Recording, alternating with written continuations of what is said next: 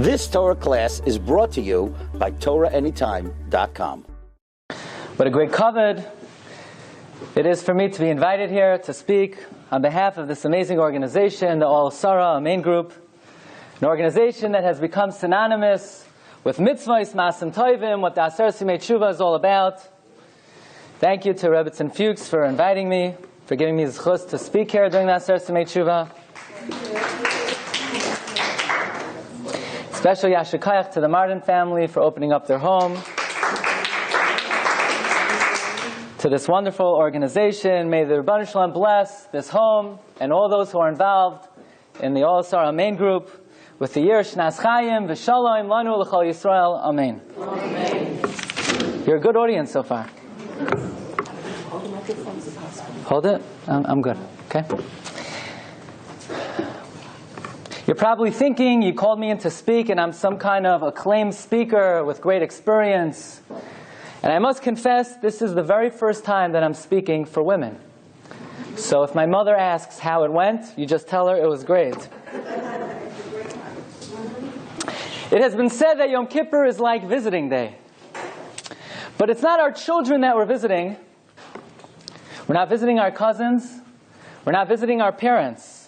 Yom Kippur is a day that you visit yourself. And for many of us, it is a visit that we have not taken in a very long time. Because if you think about it, how much time do we spend with ourselves? Think about it. You wake up in the morning, you get up, you daven, housework, you go to work, you're preoccupied, you're busy.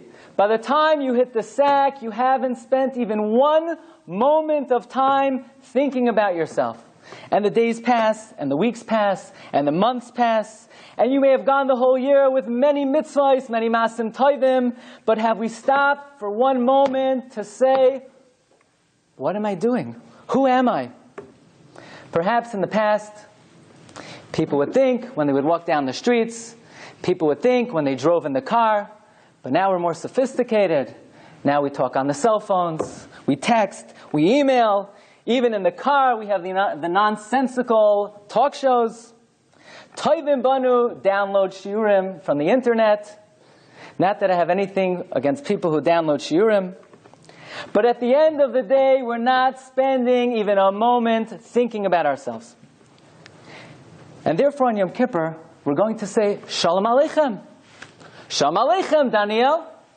How you doing? Was machst du? How have you been this year? This is what Yom Kippur is, a visit with oneself. Reb Shamson Raphael Hirsch makes a very keen observation. According to all halachic authorities, the main mitzvah of Yom Kippur is the mitzvah of vidoy, the mitzvah of confession, lehisvadois. How do you articulate confession, the Lashon HaKodesh? There's only one way to do it. Lehisvadois. And if you know anything about Hebrew, if you know anything about the Hebrew language, you know that the word lehisvadois is what we call binyan hispael. It's the reflexive conjunction. There's no other way to say it. The only way to say vidoy is reflexive. You know why? Because you're saying vidoy in front of the Rebbeinu Shalom. But to who are you confessing? You're not confessing to God. God knows what you did. You're confessing to yourself. Yom Kippur is the day we need to take a good look at ourselves in the proverbial mirror. So you say, what's the problem? Looking good today. Have a nice tie. Looking good. Not that mirror. Not the mirror that says, yeah, I'm pretty good. I daven. I learn. I do chesed. Not the mirror that says, yeah, I'm a good family person. I'm sensitive. Wrong mirror. Not the mirror on the outside of the medicine cabinet. The mirror on the inside of the medicine cabinet. The mirror that allows you to see all the flaws, all the imperfections. It shows you that not everything is as rosy as you think. Not everything is the way it appears superficially. We need to ask ourselves some very basic questions. The Ramchal, Rav Moshe Chaim Luzzatto, wrote a small compendium called the Derech Eitz Chaim.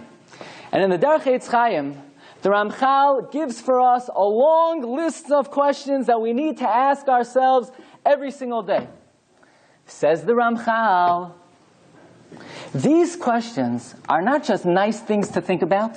They're not just good things to think about. If you don't think about these questions, says the Ramchal, Ha'adam she'enoi choshev al zeh, if a person doesn't think about these things, kashe loi me'oid me'oid lahagia el hashlemus, they will not fulfill their purpose in this world. Says the Ramchal, and if you think about these questions, v'ha'adam ha'choshev al zeh, karov eleha me'oid, if you think about these things, you will fulfill your purpose in this world. In other words, what the Ramchal is saying is that if you think about the following, you'll be a successful Jew. And if you don't think about the following, you'll be a failure. So allow me to share with you the very first question that the Ramchal says that we need to think about every single day. Question number 1, Ma Hu? Who are you? Who are you? Sounds like a very simple question. I'm Daniel Glatstein. Nachama. One more time. Who are you? Who are you? What kind of person are you? How do we measure ourselves? What is the barometer to determine where we're holding? What's the measuring stick? Yeah, I know I'm basically good, but who are you? Shlomo HaMelech tells us in Mishlei Perek Chav Zayin, Matzreif la'kesef, v'kur la'zahav, v'ish lefi mahalalai. You have a precious metal. How do you determine the quality of the precious metal? So you have a refining pot. You take the gold, you take the silver, you melt it down, and whatever impurities or dross rises to the top, you know exactly the content of the precious metal. Matzreif la'kesef v'kur la'zahav. If you want to assess the quality of a precious metal, melt it down, you'll be able to determine its quality. But how do you evaluate the quality of a person? You throw them into a melting pot. Says the pasuk, "Ve'ish lefi mahalalai," and a man according to his praise, and a woman according to her praise. Now, mahalalai doesn't just mean praise. Mahalalai means enthusiastic praise. So, for instance, what do people say about you? Do people praise you enthusiastically? People say, what does it matter what people say about me? Does it really matter what people say about me? It matters. For example, you're looking into a certain young man for the purpose of shidduchim. You call up the mashgiach. You call up the Rosh Hashiva. How do you know what the boy is all about? Very simple. Does the Rosh Hashiva gush about the boy? Does the mashgiach gush about the boy? Are people showering him with praise? If they're showering him with praise, 50-50. Maybe he's good, and maybe not. But if the Rosh Hashiva says, yeah, he's a good boy, forget it. Forget it. Don't even bother. What people say about you, that's a barometer to know what a person's quality is, says Shlomo HaMelech. Sorry, I break a lot of things down, Joshua. But this pasuk, ve'ish lefi mahalalai, says Rabbeinu Yonah, means something else entirely. Ve'ish lefi mahalalai doesn't just mean the way people praise you. Ve'ish lefi mahalalai means, what does the person praise? What excites you? What moves you? How can we test a man? What excites him? So a young girl is dating a man. She wants to get a good idea. What is he all about? She's going to have to do something very difficult. She's going to have to keep quiet, and she's going to have to let him talk. What's he talking about? What is he talking about? What excites him? Yes, he learns in the Beis Medrash 10 hours a day. But what's he talking about when he comes out of the Beis Medrash? If he's talking about food, if he's talking about sports, if he's talking about nonsense, you know exactly who he is. And if the boy is learning an hour a day, but when he comes on the date and he's talking about his Rabbeim, and he's excited about his Shiurim, and he's excited about Ruchnius, you also know exactly who he is. Ve'ish lefi mahalalai, you are what excites you. That's who you are. You want to know who you are? What you get excited about, that's who you are. story, 3 people come back from a Malava Malka. One of them comes back and he says, wow, the Divrei Torah was amazing. One of them says, wow, the singing, beautiful singing. The other one says, that herring, azeh geschmacke herring, that herring was delicious. And in one moment, we're able to characterize all 3 participants. One of them personifies Torah, one of them personifies song, and one of them personifies herring. It's very interesting. At the end of Parshas Matos, the Torah tells us about a man, Yair ben Menashe. The Torah says, V'Yair ben Menashe halach, Yair ben Menashe went, Val Yilkod es Chavoseim, he conquered some cities, Vayikra Eshen Chavois Yair. And he called the name of the cities of Yair. Who cares? Who cares? And then the Torah goes on. V'Noivach halach, Noivach went, Vayilkod es Kenas, V'Es b'Noiseh. He conquered Kenas. He conquered its tributaries. Vayikra la Noivach v'Shmai, and he called the name of the city Noivach. You got it? Yair went, he called the name of the cities Chavos Yair. Noivach went, he conquered cities, he called it Noivach. That's what you're telling me about in Aseres Yemei Teshuvah? I mean, who cares about this? And then Rashi goes on to say that there's something very unusual about the word la. Normally it should say Vayikra la with a mapik hey. Vayikra la Noivach v'Shmai. And instead it just says Vayikra la. It's missing a dot.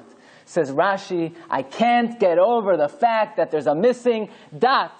Baruch Hashem, my Rabbi Moshe Hadarshan pointed out that the reason why the word la is missing a dot is because the name of Noivach's city did not last.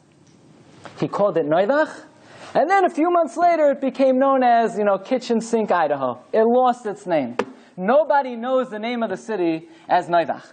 But Yair's name, everybody knows that the city of Yair is called Chavois Yair until today. That's why by Yair city it says Vayikra la with a dot. And by Noivach city it's Vayikra la without a dot. What's the Torah trying to teach me with all of this seemingly irrelevant and superfluous information? Says Rav Shimon Schwab, the Torah is teaching me a most profound lesson. The Torah is helping to answer the fundamental question of Ma'ani, who am I? We live in a physical world. We live in Olam Hazeh. We may drive a nice car. We may have a nice home. We may have a good job. We may wear nice clothing. But is that who we are? Is that our identity? Is that how we define ourselves? Of course not. They're just external to our identity.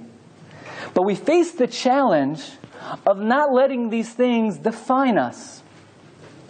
Person may drive a nice car, drive a Lexus, gesundheit, drive it gesundheit. But sometimes you drive a nice car, you start looking at yourself differently. I'm not just a person who happens to drive a Lexus. I'm a Lexus driving person. Do you know who you're talking to? I don't just happen to be a doctor to pay the bills. I'm a doctor. I'm a lawyer. I'm an accountant. I'm a rabbi. Be careful how you speak to me. You ask a guy, what do you do for a living? I'm a doctor. I'm a lawyer. Excuse me. I asked you what you do for a living, and you tell me who you are? Because we live in a world where people choose to identify and define themselves with external qualities. Why would someone have an insignia on their clothing? Or wear a certain brand? They're advertising. I'm not just wearing nice clothing. I'm the kind of person that wears this type of clothing. They're defining their essence. They're announcing to the world what their identity is. Some people have a mezuzah on their front door. My next door neighbor has a big Yankee sticker. Why would someone plaster a Yankee sticker? My mother told me, don't talk about sports. You're talking to ladies. But I had other examples. I took them all out except for this one. Why would someone have a Yankee sticker on their front door? Because they happen to watch the Yankees at night? That's why they have on their front door a Yankee sticker? No. They're advertising to the world, you know who I am? I'm a Yankee fan. That's my definition. That's my identity. Noivach made a big mistake. Noivach conquered a city. But he started to let that city define him. He started to identify by that city. You know who I am, Noivach said? I'm the person who owns the city. To the point where he called the name of the city Noivach. That type of attitude has no kiyum. It doesn't last. It ends. It ends in the grave. But Yair understood, yes, I own real estate. Yes, I own a city. But it's only Chavois Yair. It's only the city of Yair. That's not me. It's my city. It's what I happen to own. It's what Hashem happened to give to me. That type of attitude has kiyum. That type of attitude lasts. What do we personify? When people look at us, David HaMelech says, Ani, not Oiseh Shalom, Ani Shalom. I personify peace. I am peace. You know why you don't have to wear tefillin on Shabbos? Not just because Shabbos is an ice.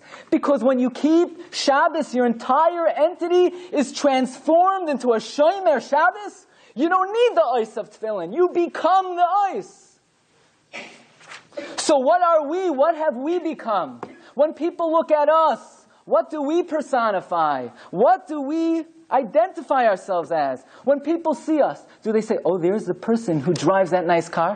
There's the person that's always busy with their home. They have no time for anything else. There's the woman with more pairs of shoes than days of the month. Are we identified by our clothing? Are we identified by our possessions? Are we identified by our money? Who are we? What are we? Ma'ani. What really makes you happy? What makes you happy in life? What gives you joy? What are you into? What are you really into? Is the shiur really what you're into? Is the davening really what you're into? Or it's just something you do?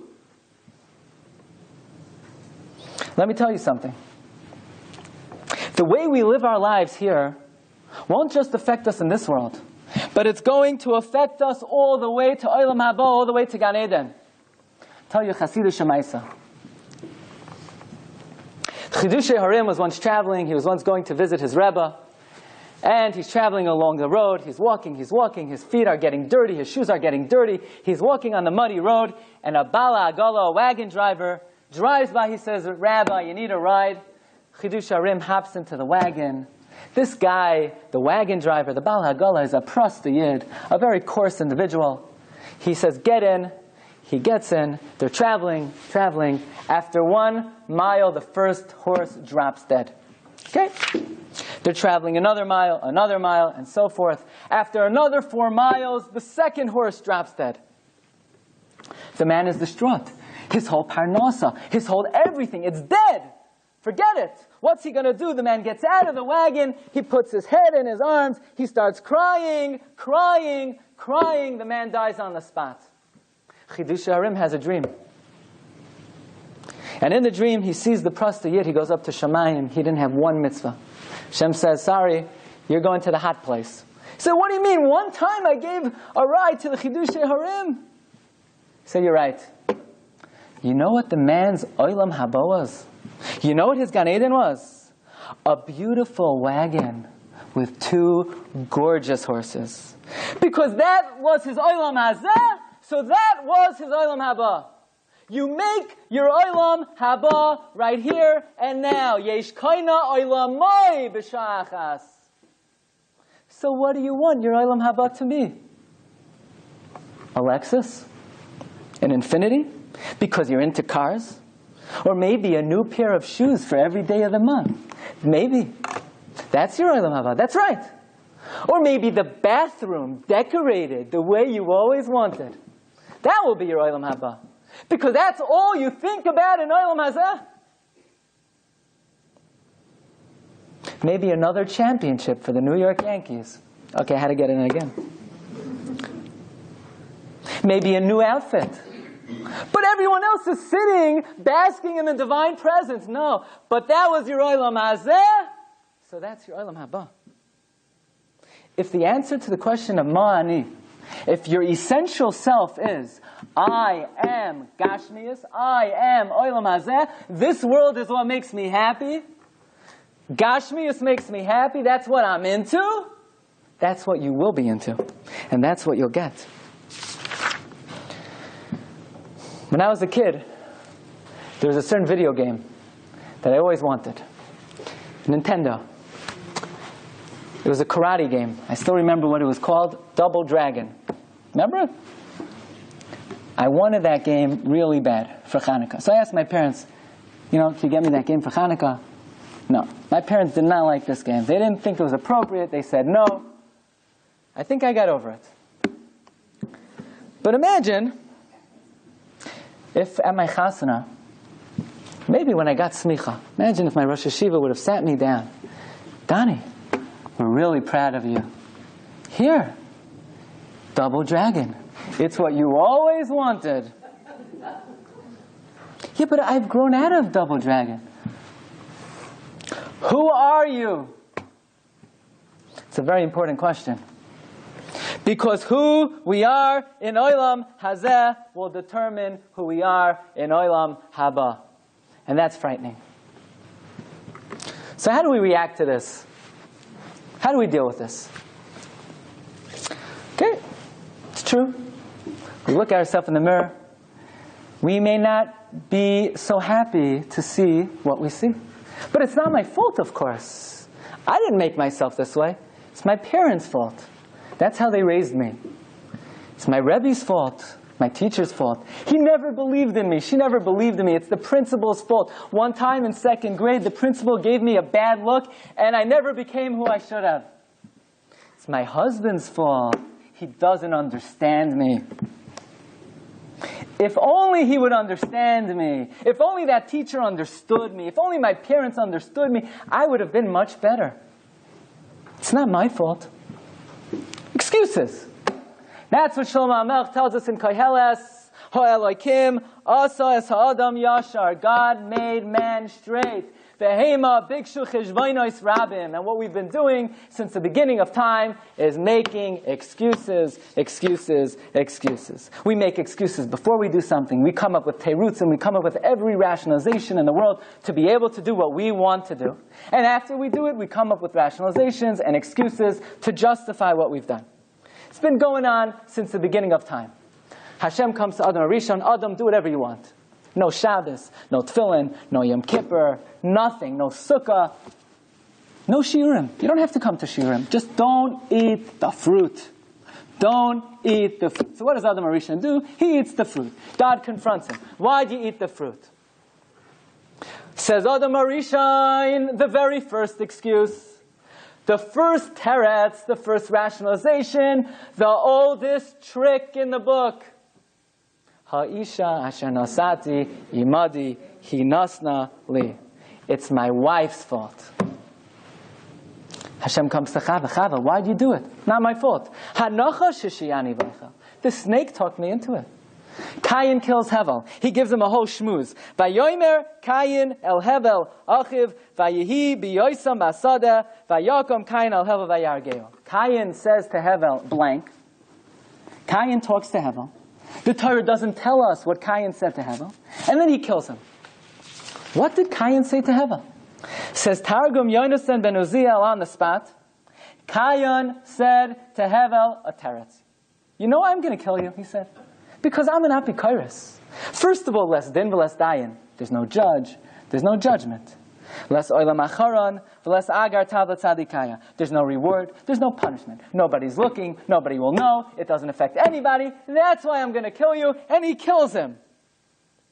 So why doesn't the Torah tell us what Cain said to Hevel? Vayomer Cain el Hevel. Cain said to Hevel, nobody's looking anyway. And then he killed him. Says Harari Rafal. You know why the Torah doesn't tell us what Cain said to Hevel? Because who cares what Cain said to Hevel? Of course there was an excuse. There's always an excuse. Nobody ever does anything without an excuse. And it's always absurd. It's always ludicrous. Do we really need to know the dumb excuse that Cain came up with? This excuse, that excuse. So the Torah goes out of its way to say, Cain said to Hevel, It's worthless. We don't even have to know what he said. And he killed him. Because it's always the same story. There's always an excuse. But it's not my fault. No, it's not my fault. It's someone else's fault. It's my wife's fault, my husband's fault, the snake. The snake. I called up somebody to come to Shachris. I'll be there in 3 minutes. Where were you? I'm sorry, Rabbi. I fell asleep after you spoke to me. There's always an excuse. And herein lies the single greatest impediment to Teshuvah. Because so long as we're going to say, yeah, I'm this, but, yeah, I'm this, but, yeah, I'm this, but it's his fault, it's her fault, it's my upbringing, it's my environment, it's my family, it's my job, it's my boss, you can't do Teshuvah. If you can't take responsibility for your own life, you can't do Teshuvah. The Gemara Masechta Avodah Zarah is a fundamental Gemara when it comes to understanding Teshuvah. The Gemara tells us about a man named Elazar ben Dordaya. Elazar ben Dordaya, says the Gemara, was such a big Rasha,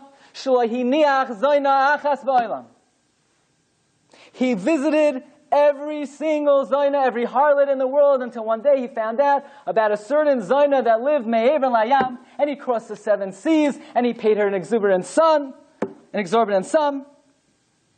And he's about to commit the act, and she looks him in the eye. He says, hey, pal, Elazar ben Dordaya in Mekablan Oisei b'Teshuvah, you can't do Teshuvah. You won't do Teshuvah. Somehow this hit him like a ton of bricks. It smacked him in the face. It shook him to the core. From the mouth of the Zaina, she's telling me I can't do Teshuvah? Look how low I've sunk. The Zaina is telling me I can't do Teshuvah? He's so stirred. He's so shaken. Says the Gemara, he starts to cry out, Harim ugvais bakshu olai rachamim, mountains and hills, save me. Chama ulavana, save me. And the mountains and hills said, sorry, you're on your own. Can't help you. The sun and the moon said, sorry, pal, you're on your own. Stars, help me. Sorry, can't help you. Says the Ian Yaakov. What Elazar ben Dordaya was saying, it's not my fault that I'm so bad. It's my parents. Hiram. It's my parents' fault. They sent me to the wrong school. They didn't treat me with enough respect. They didn't know how to deal with me. They weren't tolerant enough. They were too strict, too lenient. It's my parents' fault. And the parents say, sorry, you have free choice. You should have overcome it. And then Shamayim v'aretz, it's not my fault. It's my environment. It's the city I lived in. It's my friends. It's my social atmosphere. It's their fault who I am. And they said, sorry, it's your own fault. Everyone is a person unto themselves. Until Rabbi Elazar ben Dordaya comes to the inescapable conclusion, Ein hadavar taloi ela bi. It's my fault. It's up to me. Nobody else. And he does Teshuvah. Elazar ben Dordaya, the dreg of society, the lowest of the low, he does Teshuvah. Why? Because he looked himself in the mirror and he said, I am responsible for who I am. So now how do we deal with that? We look at ourselves, we understand, well, maybe, what we're really into is not really something we're so proud of. Maybe the way we really feel, maybe the things we really care about, maybe what really excites us is something we do need to improve. And it's not my fault? Now what? What do we do now? It's not my husband's fault. It's not my Rebbe's fault. It's not my rabbi's fault. It's not my parents' fault. So what do we do now? Most people, you know what they do? Yish. They throw in the towel. They throw in the towel. Subconsciously we tell ourselves, we are who we are. That's the way we are. We're never going to change. That's how we were born. That's how our parents raised us. And on some level, every human being says to themselves, plateau, stagnate, just coast. You are good enough. You cannot change. The Torah tells us at the end of Parshas Shoftim,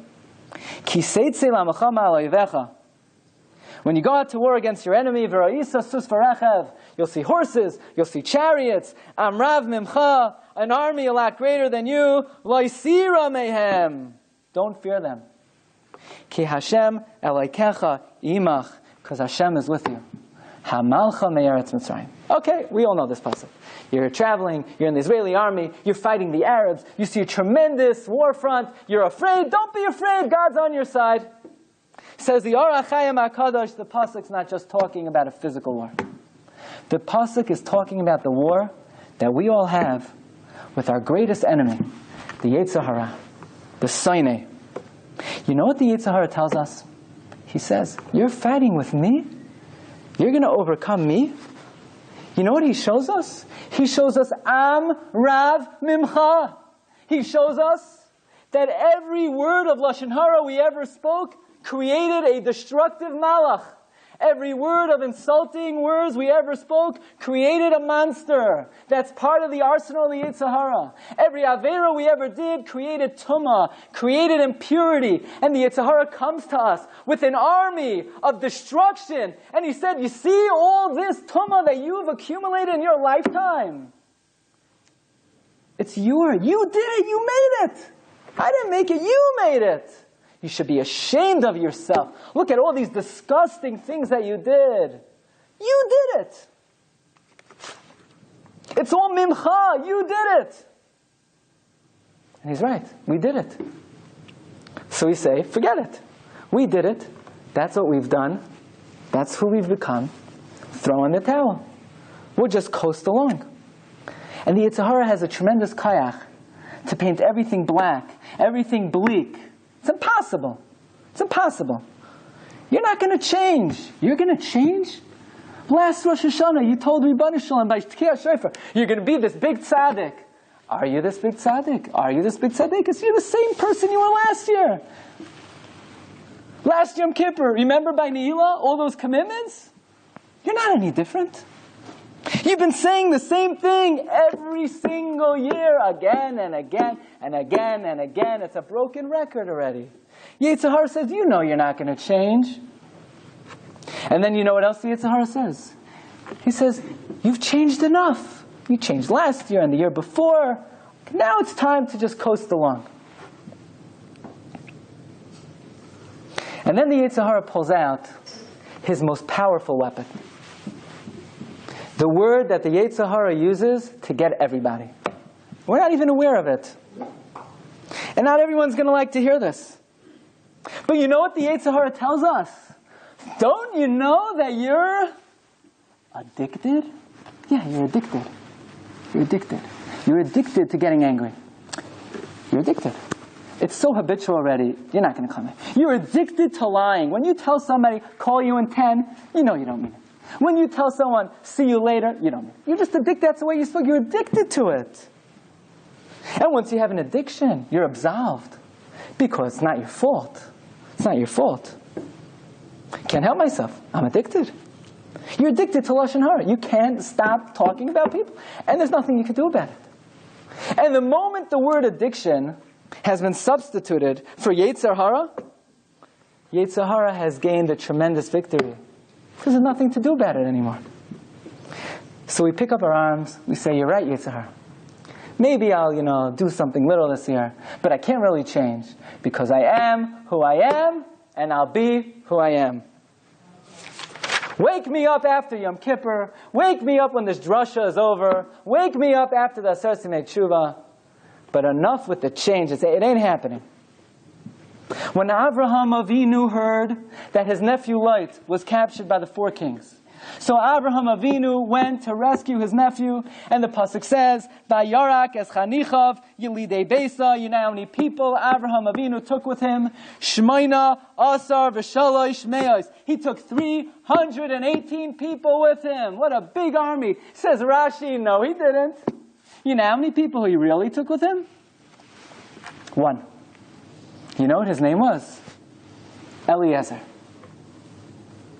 But the gematria of Eliezer is 318. And he really only took 1. But it says 318 for this nice gematria that Eliezer is 318. I don't understand. if he only took one person, so let the Torah say he took one person with him. Why would the Torah say he took 318 people to say this cute gematria that Eliezer is 318? Just say it straight. Say he took Eliezer. I heard from Rabbi Shiur, Shlita, that to go and save light would be impossible. It would be impossible. For me and you to go fight the 4 kings, it's ludicrous. It's hopeless. How did Abraham do it? What gave him the courage to do it? You know what gave him the courage to do it? He had to overcome the 4-letter word, Yiyosh. Yud, Aleph, Vav, Shin. You know what that word means? Hopelessness, despair. What is the gematria of the word Yiyosh? Yud is 10. Aleph is 1. Vav is 6. Shin is 300. 317. For Avram Avinu to go attack the 4 kings, you know what he had to do? He had to overcome Yiyosh. Yiyosh is 317. Avram Avinu says, I'm going to rise above Yiyosh. I'm going to take 318. But he only took one person. He only took Eliezer. You know what the word Eliezer means? Who was Eliezer? The son of Moshe Rabbeinu was also named Eliezer. Where does that name come from?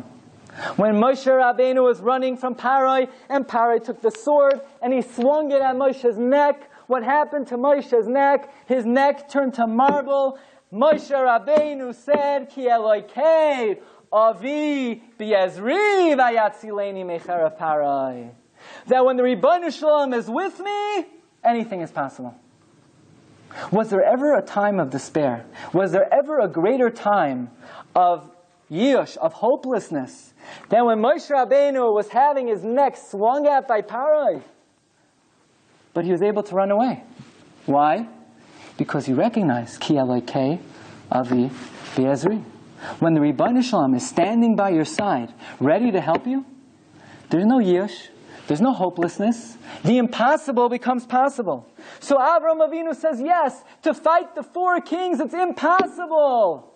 But I'm going to rise above Yiyosh. Yiyosh is 317. You know who I'm taking with me? Eliezer. God himself is going to stand by my side. He's the Melech Oizer, Ki Eloikei avi b'yezri. So the Yetzer Hara says, you think you're going to fight me? You think you're going to overcome me? It's impossible. Says the Gemara, it is impossible. It is impossible to overcome the Yetzer Hara. Me against the Yetzer Hara is a losing battle. Hashem created every person's Yetzer Hara stronger than them. But when you have Hashem on your side, you could overcome the impossible. Sometimes we lift up our arms. We say, Eso'enai el harim, me'ayin yava yezri. We say, how's it going to happen? It seems hopeless. It seems impossible. It seems there's no way out. It seems daunting. How are we going to do it? Me'ayin. It's impossible. What's the answer to the me'ayin yava yezri? The answer is, Ezri me'im Hashem, oisei shamayim va'aretz. What did Hashem make heaven and earth out of? Me'ayin. Nothing. Nothing. In Latin, right? Ex nihilo. Yesh me'ayin. Nothing at all. And if the Ribono Shel Olam is able to make heaven and earth from nothing at all, He could help me me'ayin also. He could help me when it seems impossible also. Now we live in dark times. We have no Beis HaMikdash. We have no Nevi'im. We don't have Ruach HaKodesh. We don't have the Urim V'Tumim. To see Hashem clearly, very difficult. But sometimes Ribono Shel Olam gives us a smile. He smiles at us. He lets us know that He's looking down at us. He's helping us out. I'll tell you 2 stories that I heard recently from Rabbi Shiur. It happened over the last couple of months, one in Eretz Yisrael and one in Manhattan. I'll tell you the story that happened in Manhattan first. There was a Yid, from a Yid. He was sentenced to a very bad sentence. Sentenced to Rikers Island. Nobody should have to know of such a thing. It's not a good place to be. Not in Ruchnius, not in Gashmius, not physically, not emotionally, not spiritually. It's Gehenim on this world. Okay? Some Askanim were involved to try to get the guy out, to try to remove him from this predicament. Everything failed. The judge had made up his mind. There was one political figure who was often very influential in these type of situations. They tried the connection. He said, there's nothing to do in this situation. The judge made up his mind. So what did the Rebbeinu Shalom do? Listen to this. It's out of this world. The guy, this political figure, a relative of his, passed away in North Carolina. He goes to North Carolina. He comes back. He's dropped off at Penn Station, 4 blocks from his apartment. It's the middle of the summer, sweltering heat. He's standing there with his suitcases. Taxis are coming by, passing by, passing by. Nothing. Nobody's stopping. Doesn't know what to do. Out of the blue, 2 yeshiva bachram, 15 and a half years old. They see the guy. He's standing there, sweating, sweltering. So what do you need? Packages. We'll do it for you, no problem. They carry his packages 3 blocks, 4 blocks to his home. Thank you so much. It's really kind of you. What floor do you live on? I live on the 3rd floor. We'll help you up. So they carry the packages up to the 3rd floor. He comes, takes out his wallet. He pulls out a 20 for each.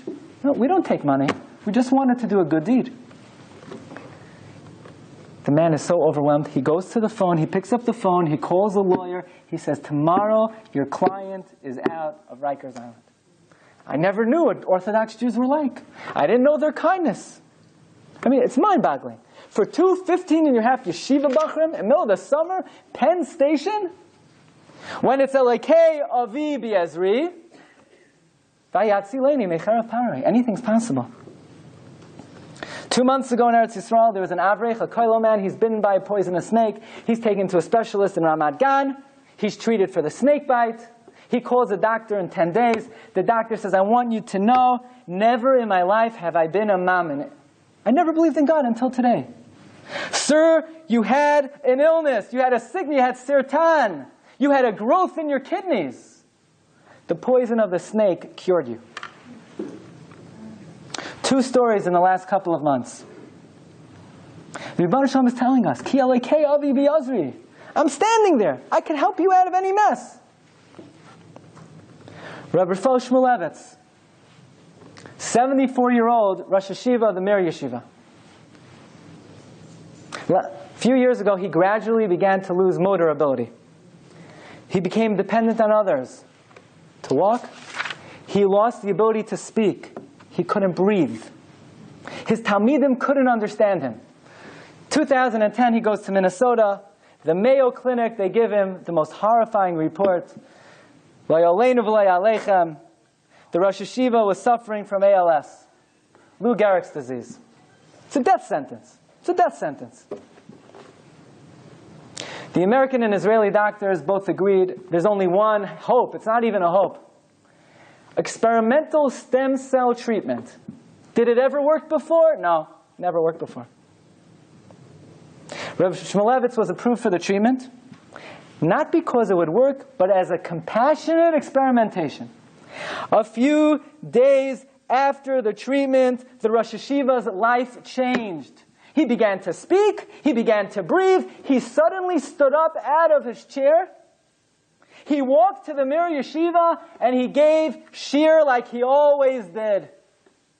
It was the first time on planet Earth that anyone had ever regained lost motor abilities. Maybe you have an updated report on how the Rosh Yeshiva is doing now. That was as of last year. We're all here right now. Let's talk about Abraham and Sarah. Abraham and Sarah, right? It was highly improbable that they would have a child, right? It was very unlikely. No, it wasn't very unlikely. It was impossible. Sarah was not infertile. People make a mistake. Sarah was an akara. No, she wasn't an akara. She was an islandess, the Gemara says. She had no uterus. She had no rechem. It wasn't unlikely for her to have a child. It was absolutely impossible. Not 1%. Not 0. Impossible. And look, we're all here. You know what that means? That means the national fabric of Klal Yisrael is above impossible, is above Yush.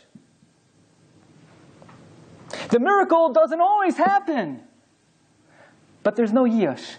Nothing's impossible. Nothing is hopeless. This past summer, I had the zchus to visit my grandfather together with my brother Ari, my children, so Gesundsein, my brother's children. My grandfather saw, Kanai Nahara, all the great-grandchildren. He was overcome with tremendous emotion. He had not seen all the grandchildren together at one time before, like this. And the following came to his mind. He remembers 60 years ago in the death camps in Auschwitz, when they were carrying in on the first day they opened the death camp, all the old people into the death camps. And they were throwing them in. And they were crying, they were screaming out, who's going to say Kaddish for us? Who's going to say Kaddish for us? And my grandfather made up that from that day on, he risked his life to make minyanim in the death camps to say Kaddish for those people. But you know what else was running through his mind? He was a young man at the time. He wasn't married. Who's going to say Kaddish for him? And now he sees Kanai Nahara, great-grandchildren, 70 years later? Yush is not part of the national makeup of Klal Yisrael. Because when it's Elekei Avi B'Ezri, when you have Eliezer, Yush is 317. But when you have the help of the Ribbono Shel Olam, there is no Yush. So when a person wants to do Teshuvah, the Yetzer Hara says, you're not going to do Teshuvah. You remember what you did that night? You remember what you said last week? Remember what you did 3 weeks ago? You remember what you do every single day, and no matter how hard you try to stop, you can't do it? You're not going to do it. It's impossible. Don't even bother. He shows you the Amrav and he says, Mimcha, you've done it to yourself. But we tell the Yetzer Hara, Lo Yisira Mehem. We're not afraid of you. Because you're right, we can't do it. But we have someone with us that's going to help us do it. Ki Hashem Elokecha imach hamalcha me'eretz Mitzrayim. Remember where we were in Mitzrayim, on the Mem Tesh Sharei Tumah. We were serving idols. We were on the lowest level any human being was ever on. And the Ribbono Shel Olam schlepped us up from that matzav. And just like the Ribbono Shel Olam took us out from that situation, the Ribbono Shel Olam could take us out from our mess also. The Navi tells us, Shuva Yisrael ad Hashem Elokecha. Ki chashalta ba'avaynecha. The Yetzer Hara says, it's who you are. You're a sinner. You're a Baal Lashon Hara. You're a Kasan. You're a Baal Kina. So we tell the Yetzer Hara, no, that's not who we are. It's just a stumbling block. It's just a michshal. Rebbetzin Fuchs warned me. She said, don't tell stories, but not the stories that everybody knows. I don't know any stories. I'm learning in the yeshiva. But I try to come up with a couple. Maybe you heard some of these. This story, I guarantee nobody ever heard before. It's not that good, but nobody ever heard that. But nobody ever heard before. I remember a few months into my tenure as rabbi in the shul in Queens. So people who have come to our shiurim, they know I like to give out photocopies. All our shiurim have my source material, and I became very well acquainted with the copy machine. And I was getting very familiar with the gadgets and the features of the copy machine. And I thought I really had it down. And then on one fateful day, the screen flashed, replace the toner. Now, I had never replaced toner before. And actually, I had no idea what toner was. So I open up the bottom of the copy machine. I take out the cylinder that said toner on it. I open up the machine to put in the new toner. I read the directions. And one wrong turn later, a black cloud is emanating out of the cylinder all over the brand new carpet that they just put in honor of the new rabbi. And I'm thinking to myself, 5-6 months as a rabbi, that's not bad. Maybe I'll become an accountant or something. I don't know what to do. My mind is racing. And I remember there's an industrial vacuum cleaner in the shul kitchen. So I run to the kitchen, and the super is there, Jewish super. He said, Rabbi, what do you want? Whatever you need, I help you out. Oh, no, I don't need anything. I'm eyeing the vacuum. He's standing by the vacuum cleaner. And I said, hey, do you mind if I just see something on the vacuum? What do you need? You need the vacuum. You're talking about the vacuum in the shiur this week? I said, no, I just have to see something. You need me to vacuum? I vacuum for you. No, I just have to see something. I take the vacuum. I see he's following me. I run with the vacuum cleaner. He said, where are you going? I close the door. I lock the door. I put a chair by the door. Don't tell my wife I know how to vacuum. But actually, my mother-in-law is here. I have the best mother-in-law, so she's not going to tell you, right? I offer a tefillah. I say Shir Hamalos, Me'ayin Yava Yezri. I couldn't believe it. The coal mine that my office had become was as clean like the new carpet was when they put it in. It wasn't really dirty. It was just a covering. It was just superficial. It was only on the outside. The carpet wasn't black. It was just covered. When we do Aseres, when we sin, the Yetzer Hara tells us, that's who you are. That's what you've become, you disgusting being, the Yetzer Hara says. But we tell the Yetzer Hara, Ki chashalta b'avaynecha. That's not who we are. That's not who we've become. It's just a covering. With a little teshuvah, it will come right off. And we're going to do teshuvah. We could do teshuvah. Because the Rebbeinu Shalom is going to help us. I recently heard at the Levaya, there's a Talmid Chacham in Kew Garden Hills who I had the privilege to be very close with, Reb Shlomo Warman, Zecher Tzaddik Livracha. He wrote about 11 Sfarim on Sugyas and Shas. And at his Levaya, they said over in the name of the Satmar Rebbe, that we all know that the Pasuk says in Tehillim, Tashev Enosh Ad Daka V'Tomer Shuvu B'nei Adam. Tashev Enosh Ad Daka V'Tomer Shuvu B'nei Adam. Says the Satmar Rebbe. We all know God's name is Yud Kei Vav Kei. The numerical value of Yud Kei Vav Kei is 26. 26. For me, for little me, to climb up all the way to level 26, it's impossible. So you know what the Rebbeinu Shalom does on a Rosh Hashanah, on a Yom Kippur, on an Aseres Yemei Teshuvah? He raises us out of the mud. Ad Daka. Dalet is 4, Chaf is 20, Aleph is 1, 25. He pulls us all the way up to the 25th level until the point where it's just in reach. And the Rebbeinu Shalom says, Shuvu b'nei Adam. Now it's easy. Now it's easy. Now all you have to do is do teshuvah. The Rebbeinu Shalom pulls us out of the mud. Adaka. He raises us. He lifts us up. And he says, all you need to do is take one step. One small step. The Yetzer Hara says you can change. Amar Rabbi Akiva, Ashreichem Yisrael. Lifnei mi atem mitarim, umi mitayir eschem. Avichem sheva shemayim. Says Rabbi Akiva, there are 2 psukim. Shenemar, Dizarakti aleichem mayim tahirim utahartem. I'll sprinkle you with the purifying waters. Ve'oimer. Mikveh Yisrael Hashem. Says Rabbi Akiva, there are 2 types of tahara. The purifying waters and the water of the mikveh. And there's a fundamental difference between the purifying waters and the waters of a mikveh. You know what the difference is. Everybody knows if you go in a mikveh, if a hair is sticking out, if your pinky is sticking out, you did absolutely nothing. Unless you're 100% completely immersed in the mikveh, the tefillah is completely ineffective. But there's another kind of purity. And that's the purity of the mayim hatahirim, the water of the Parah Aduma. The water of the Parah Aduma, if it touches your nose, if it touches your finger, if it touches one hair on your head, you've been rendered pure. Says Rav Pam, in the name of the son of Rav Yitzchak Elchanan Spector. The same way, there are 2 types of tahara, there's 2 types of teshuvah. There's one type of teshuvah where we say to the Rebbeinu Shalom, I'm going to be completely different this year. I'm complete overhaul. I'm going to correct every avera, every fault, every every bad midah. I'm not going to be angry. I'm not going to be jealous. I'm not going to be patient. This and that, until we become what the Rambam calls a beria chadasha, a completely new entity. That is teshuvah on the level of a mikvah, where you're completely immersed in the teshuvah.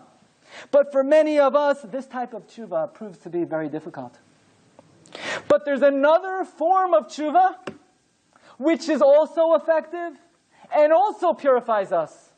And that is the type of teshuvah on the level of the mayim hatahirim, where instead of changing your entire personality, you pick one thing. I haven't been making brachas with kavana. I'm going to pick one bracha a day to say with kavana. I get angry too much. Once a week, I'm going to write down on a piece of paper a Kabbalah for Tavshin Ayin Daled once a week. When something aggravates me, not going to get upset.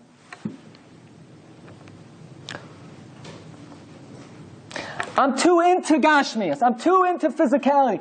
Once a week, I'm going to open up a Musar Sefer for 10 minutes.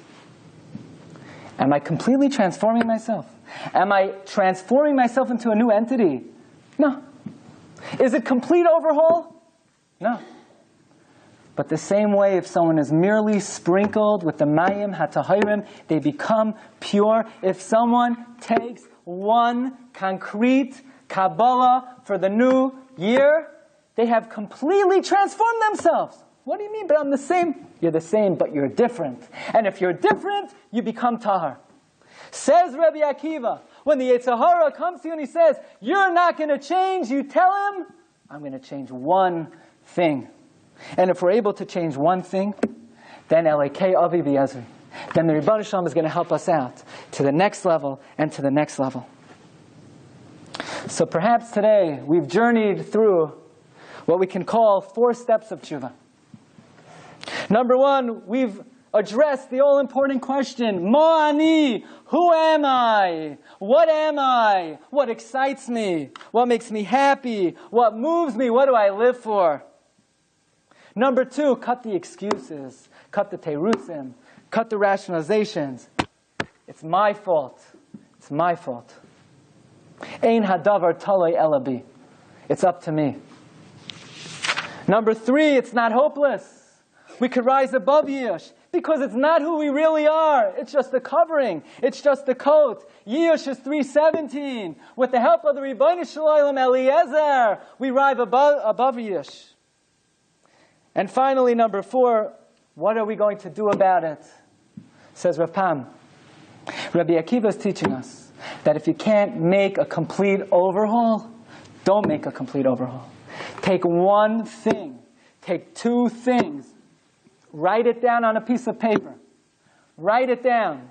This year, bli neder, I'm going to do something more. I'm going to do one thing better. I'm going to do 2 things better. And if you're able to do that, although you have not effectuated teshuvah on the level of mikvah, you've effectuated teshuvah on the level of the mayim hatahirim. And once you begin the process, there's no telling how far you can go.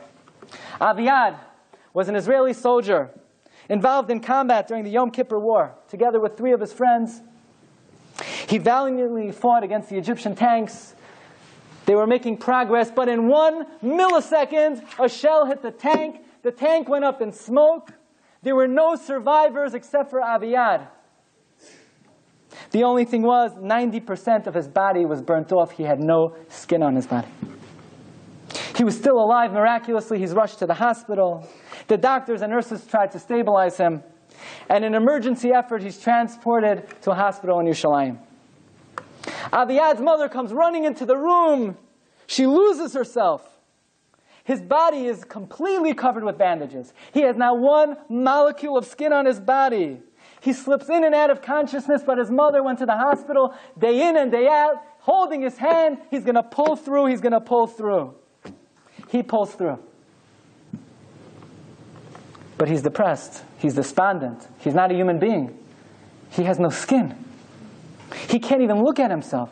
He looks like a monster. Every day, his mother comes into the hospital, thinking to herself, will she ever see her poor boy's face again? Would he ever smile again? Would he ever be happy again? Months pass, 6 months pass, a year passes, and then one day Aviad shows his mother, look, Mommy! There was a small piece of skin that had regenerated itself on his hand. Mommy, I'm going to get better. I'm going to get better. Tears streamed down his face. For the first time in a year, Aviad knew that one day he would look himself again. As we try to correct ourselves in one small way, in one small measure, we don't know where it will lead us. We don't know where it will take us. But like, hey, Avi Biezri, if we could make one genuine, small change, the Rebbeinu Shalom will give us siyata d'shmaya. He'll lead us all the way back home to Teshuvah Shlema. Please accept my sincere brachas for a year of good health, parnasa b'revach, nachas from our children. V'malei Hashem kol m'sha'asenu l'toiva, g'mar chasim l'toiva. You've just experienced another Torah class brought to you by TorahAnytime.com.